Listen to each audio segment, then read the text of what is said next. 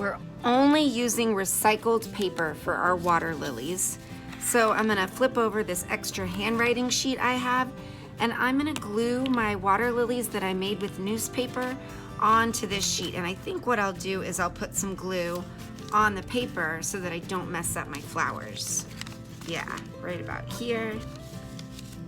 And now I'm gonna add a little bit of paint. If you don't have paint, you can use markers or crayons. And I wanna do this in the style of Claude Monet. So Monet was an impressionist, which means that he did dabs of color. So I would do dabs of color like this. And in fact, what I might do is just wet my paper really well and just sort of do, since I'm using watercolor paints, a watercolor blend, which just means I get my paper nice and wet, and then I can dab some blues on there like this and let the water spread it around. And I'm also gonna add some greens in there because Monet's picture had a lot of greens. Plenty of water. Put little dabs of red.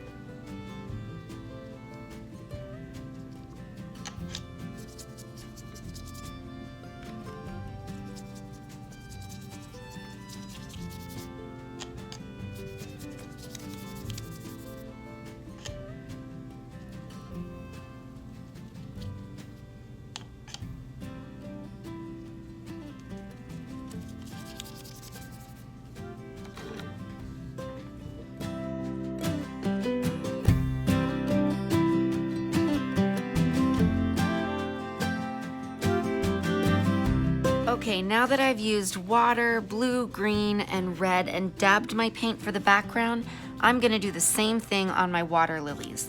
The lily pad I'm gonna use mostly green, and then I can do the colors with reds and maybe some oranges or purples for the flower.